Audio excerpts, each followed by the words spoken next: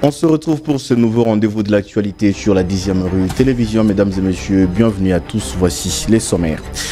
Annulation du sommet de la paix à Luanda entre la RDC et les Rwandais. Les voix s'élèvent pour condamner les Rwandais qui a finalement été démasqué. L'opposition a donné de la voix, tout comme la délégation de l'Union européenne. On en parle dès l'entame de cette édition du journal. Arrêtés il y a plusieurs mois, les travaux de construction de l'aréna de Kinshasa à côté du stade des Martyrs ont repris il y a une semaine. Pour constater l'effectivité de cette reprise, Doudou Fouamba et Guy Luando, respectivement ministre des Finances et ministre d'État, ministre de l'Aménagement du Territoire, ainsi que Gilles Alinguete, inspecteur général des Finances, chef des services, se sont rendus dimanche 15 décembre 2025 sur le chantier. Les territoires de Yakoma et Massimanimba en attente des résultats provisoires des législatives de dimanche. Après un jour de vote dans le calme, la CENI a entamé la publication des résultats bureau de vote par bureau de vote. C'est au centre Bossolo ici à Kinshasa et le président de la CENI a fait une communication aux médias. Vous le suivrez dans cette édition du journal et voilà tout pour le sommaire. Mesdames et messieurs, bienvenue à tous. L'accord de Luanda prévu le dimanche entre le président Tshisekedi et Kagame Lourenço n'a pas eu lieu suite à l'absence du président rwandais qui a brillé par son absence aussi de certaines exigences des pays agresseurs de la RDC. Selon les observateurs avertis, Paul Kagame est pris dans son propre piège en refusant la signature de cet accord pouvant mettre fin à l'insécurité dans l'est de la RD Congo. Sa décision prouve à suffisance le soutien total du Rwanda aux forces de M23. Suivez. Prévu le dimanche dernier à Luanda, la tripartite entre le président Paul Kagame, Joao Lourenço et Félix Tshisekedi était un rendez-vous manqué. L'annulation de cette rencontre est causée par le refus de la délégation rwandaise de prendre part à la dite rencontre censée mettre fin aux hostilités dans l'est de la République démocratique du Congo par les retraits des troupes rwandaises sur les zones congolaises. Kagame est bloqué. Il avait les FDLR comme argument. Maintenant que le plan contre les FDLR est établi, il s'est fait l'avocat du M23. Pourtant, il se disait ne pas être concerné de problèmes du M23. Acculé de toutes parts, Paul Kagame a jeté l'éponge. Le président Félix Antoine Tshisekedi a suivi les Rwandais jusque dans ses derniers retranchements, le mettant dos au mur. Il fallait mettre à nu à la face du monde l'hypocrisie, la malhonnêteté et les mensonges du Rwanda. Le monde entier est témoin de la bonne volonté de la République démocratique du Congo. Et vous le savez, le chef de l'État Félix-Antoine Tshisekedi Tshilombo a inauguré le week-end à Kinshasa le centre culturel des arts de l'Afrique centrale. Cet immense complexe érigé dans la commune de Kasavubu en face du Palais du Peuple s'étend sur une superficie de 93 000 m². Plus de détails dans ce reportage de Antimos Mundukumbo qui nous plonge dans l'enceinte même de cet édifice. Situé sur le boulevard Triomphal en face du Palais du Peuple à Kinshasa, ce centre culturel et artistique est d'une superficie de 93 000 m² et abrite une salle de théâtre de 2000 places, des amphithéâtres de 800 et 300 sièges, des studios d'enregistrement du dernier génération, une salle de danse ainsi que de chambres pour accueillir les hôtes. Ce week-end, le président de la République Félix Tshisekedi Tshilombo, qui avait lancé les travaux en 2019, revient sur la site pour la cérémonie d'inauguration. Installé dans la tribune, le couple présidentiel aux côtés de nombreux officiels a suivi quelques allocutions des circonstances. Prenant la parole, l'ambassadeur de Chine en RDC a salué l'excellence de l'amitié sino-congolaise à travers ce centre, fruit de la coopération entre les deux pays. Un centre qui devra devenir le carrefour où se tissera les arts et la sauvegarde des patrimoines nationaux, comme l'a fait remarquer la ministre congolaise de la culture, des arts et des patrimoines, Yolande Lébé, a par ailleurs invité le bénéficiaire d'en faire bon usage. Des mots qui ont précédé ceux de l'enseignement supérieur et universitaire et celui de l'urbanisme et habitat, représentant le ministre des ITP. Juste après, le président de la République a procédé à la coupure du ruban symbolique, marquant ainsi l'ouverture officielle des portes du centre culturel et artistique.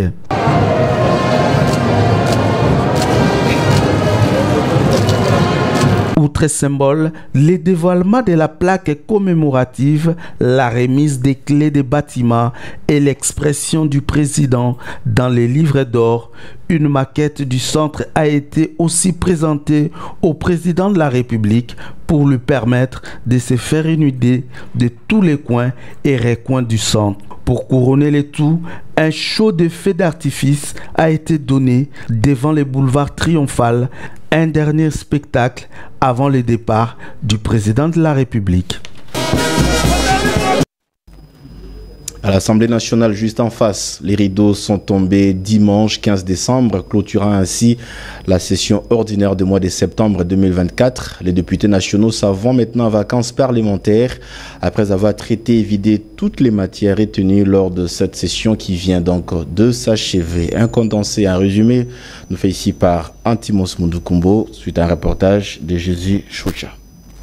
Dans son discours de clôture, le président de l'Assemblée nationale, Vital Kamerhe, a félicité les élus nationaux pour le travail exécuté avec sérieux, assiduité et abnégation durant cette session qui, a-t-il dit, s'achève avec une production législative tant qualitative que quantitative de textes de loi et du contrôle parlementaire. Le speaker de la Chambre basse du Parlement les a en outre invités à saisir la quintessence du contrôle parlementaire qui n'est nullement une chasse aux sorcières ou un moyen de déstabilisation du gouvernement.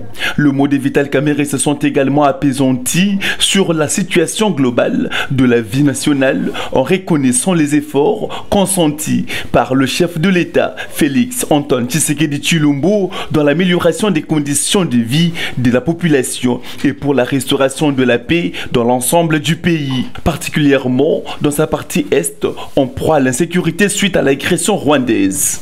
Avant de déclarer close la session ordinaire de septembre 2024 aux députés nationaux, le président de l'Assemblée nationale leur a souhaité un repos mérité et un travail continu auprès de leurs bases respectives pendant ces vacances parlementaires. Signalons que bien avant la clôture solennelle de cette session, qui a été essentiellement budgétaire, la représentation nationale a réexaminé et voté un rapport présenté à la suite des travaux de la commission paritaire mixte Assemblée nationale Sénat, mise en place par le président de deux chambres du Parlement relatif au projet de loi des finances exercice 2025.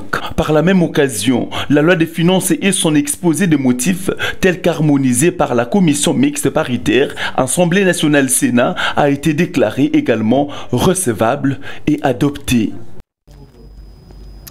Je le disais au sommet, reprise des travaux de construction de Kinshasa Arena, une délégation interinstitutionnelle conduite par le ministre des Finances, accompagné de son collègue de l'aménagement du territoire ainsi que de l'inspecteur général, chef des services de l'IGF, est descendu sur place à Kinshasa Arena dans la commune de Kinshasa afin de s'enquérir des causes de l'arrêt des travaux de construction de cette arène afin de relancer les travaux et donner ainsi un nouveau coup de marteau à ce projet. Images et commentaires. Les travaux de construction de l'enceinte sportive et culturelle Kinshasa Arena, couverte d'une capacité de 20 000 places, ont repris il y a quelques jours. Le ministre des Finances, Doudou Fwamba, accompagné du ministre d'État à l'aménagement du territoire, Guy Luando, et de l'inspecteur général des Finances, chef de service, Jules Alinguetekei, ont effectué ce dimanche une visite dans ce chantier, suivie d'une séance de travail avec la société Milvest au sujet de la poursuite et de l'achèvement de cet ouvrage. Le ministre des Finances, Doudou Fwamba, a rassuré les Congolaises et Congolais sur la détermination du gouvernement à inaugurer Kinshasa Arena.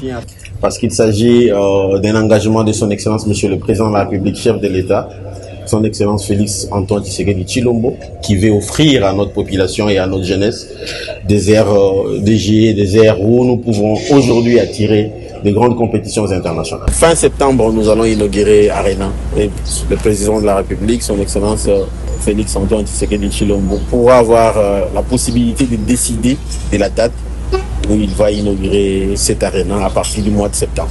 L'inspecteur général des finances, chef de service Jules Alinguetekei, a pour sa part effleuré les raisons qui ont prévalu pour que l'inspection générale des finances puisse s'inviter dans ce projet aux côtés du ministre actuel des Finances. Nous sommes venus accompagner son Excellence Monsieur le ministre avec qui nous allons travailler pour remettre de l'ordre dans ce projet. Donc je pense qu'on va démarrer et maintenant c'est qu'on puisse aller de l'avant parce que c'est un projet qui tient à cœur son Excellence Monsieur le Président de la République, chef de l'État. Les corrections qui ont été apportées vont désormais permettre l'avancement rapide des travaux qui seront donc finalisés au mois de septembre 2025.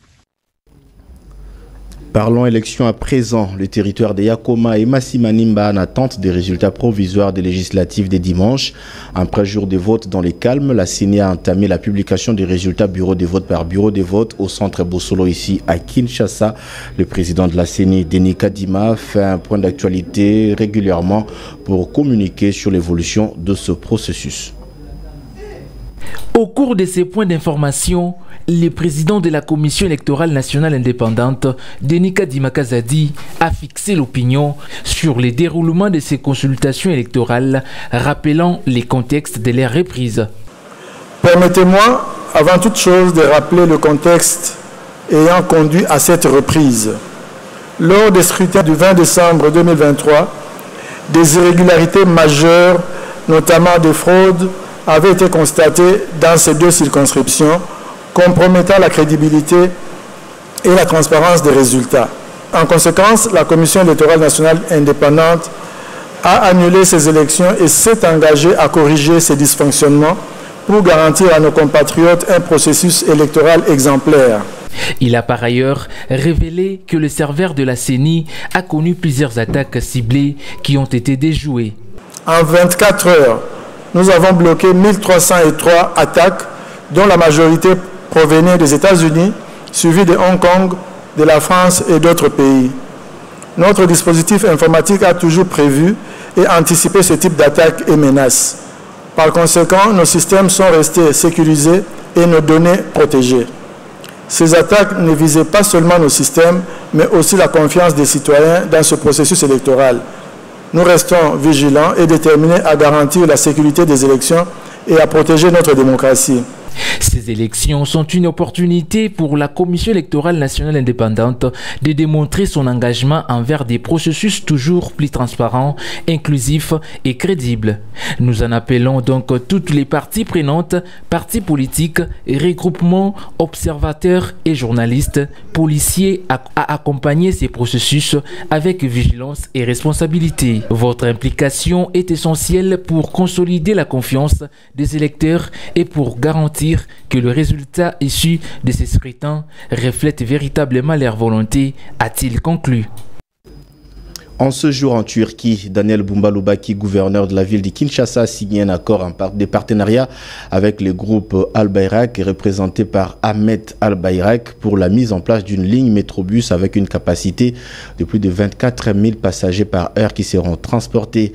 Cet accord, combien louable, traduit la volonté du gouverneur Bumba de mettre fin aux embouteillages à Kinshasa et faciliter donc la mobilité des personnes et de leurs biens.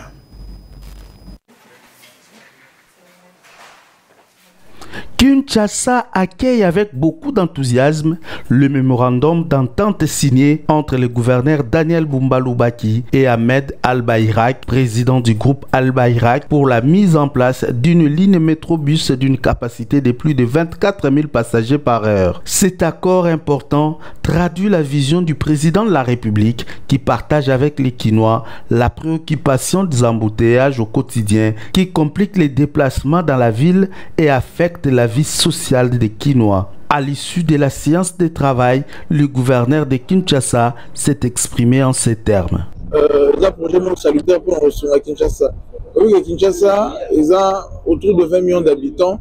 C'est près de 70% de personnes qui se réveillent le matin, qui prennent un moyen de transport pour se déplacer. Donc vous imaginez que pour retourner à la province, on va faire mouvoir autour de 14 millions de Kinois. Donc nous pensons que ces 6 engagements et ces 3 initiatives présidentielles et qu'on permettre on les a cadres dans la réflexion pour la motomate emploi des projets ils ont créé de manière directe comme indirecte au minimum 10 000 emplois. Donc nous pensons que ce soit réalisé en haut un plus dans la vie de ça. Donc il y a parce que tu ligne directe et pas sûr tout le monde a l'élo bouteille tout le monde a l'élo net le barrage que lobby légalement l'élo toi ligne avec la boulot qui c'est bon. Il faut noter que l'autorité urbaine a reçu la ferme assurance du groupe Alba-Irak d'exécuter ses projets dans un bref délai. À la fin de sa mission, le gouverneur de la ville de Kinshasa,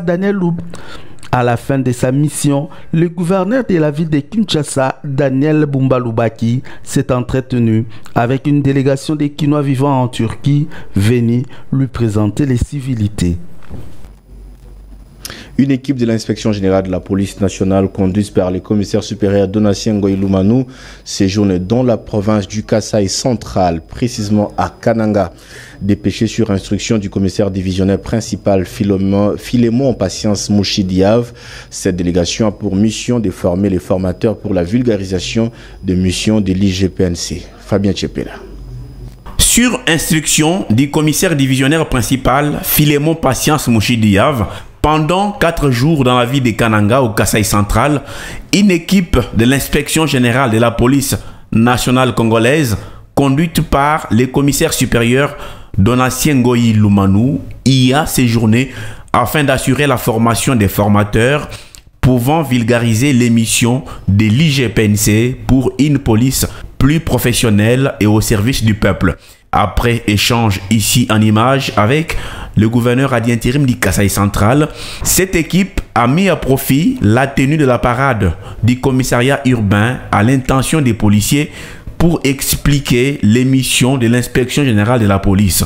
Les policiers ont le devoir de fréquenter régulièrement les bureaux de l'IGPNC, antenne du Kasaï central, pour tout renseignement utile. Notre souci est que tous les policiers, les personnels policiers s'imprègnent sur les missions de l'inspection générale pour qu'ils puissent améliorer les prestations de services. Donc nous sommes là, on n'est pas pour sanctionner. Notre souci est qu'il y ait l'amélioration et un bon fonctionnement des unités et services de la police. L'équipe de l'IGPNC s'est aussi entretenue avec les acteurs de la société civile et les chefs des quartiers au siège de la commune de Kananga pour les sensibiliser à bannir les antivaleurs et faire connaître aussi les missions de l'inspection générale de la police nationale congolaise.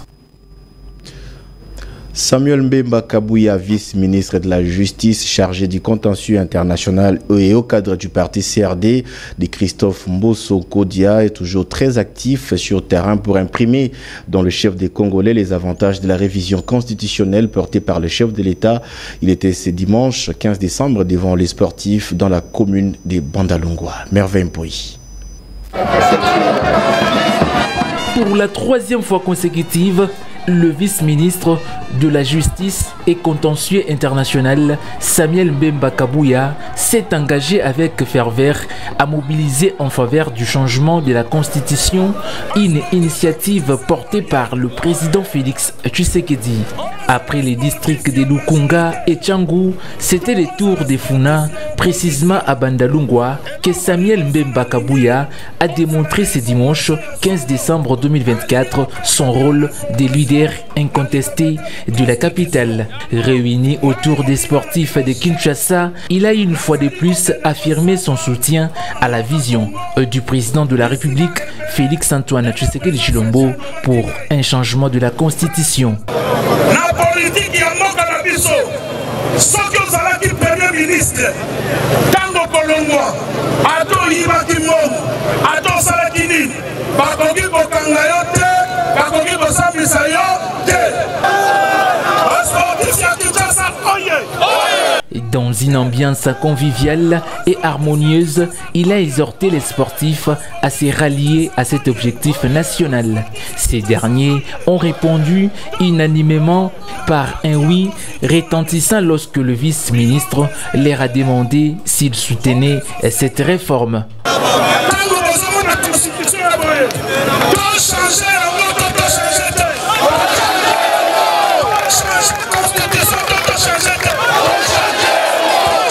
Samuel Mbemba Hassan Ambaj soulignait l'importance de cette réforme qui est le renforcement à la souveraineté nationale.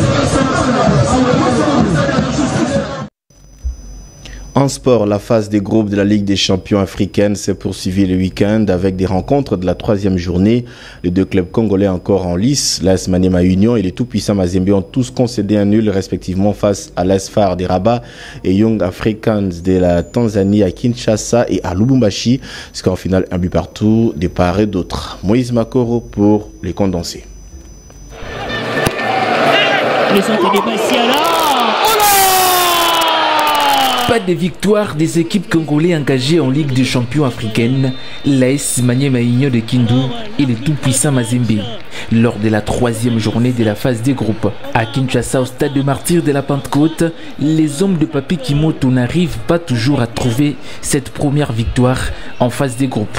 En Champions League de la CAF, les Congolais ont été le premier à trouver le chemin de filer à la 38e minute grâce à Exosia Mwanda. En but à 0, c'est le score à la pause. À la reprise, les visiteurs ont rentré avec une nouvelle figure tout en changeant la physionomie du match. Avec tant de précision, il est dans la surface et la frappe d'égalisation.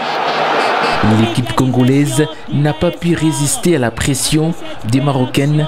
Elle a fini par céder. Corte Real Carnero remet les deux équipes en égalité. Un nul qui permet aux unionistes de totaliser 3 points en 3 sorties. Les poulains du général Amissi Kumbadi Tango Fort n'ont pas perdu un seul match jusqu'à présent. Le prochain rendez-vous, soit la 4e journée, est prévu dans 2 semaines à Rabat, où l'équipe de Kindu devra tout faire pour arracher la première victoire de son histoire en phase des groupes. À Lubumbashi, au stade de Kamalondo, les tout-puissants Mazembe n'a pas retrouvé sa forme dans cette phase des groupes. À Lubumbashi, au stade de Kamalondo, les tout-puissants Mazembe n'a pas retrouvé sa forme dans cette phase des groupes. L'équipe de Moïse Katumbi était accrochée dans son entre devant Young Africans de la Tanzanie dans les ultimes minutes.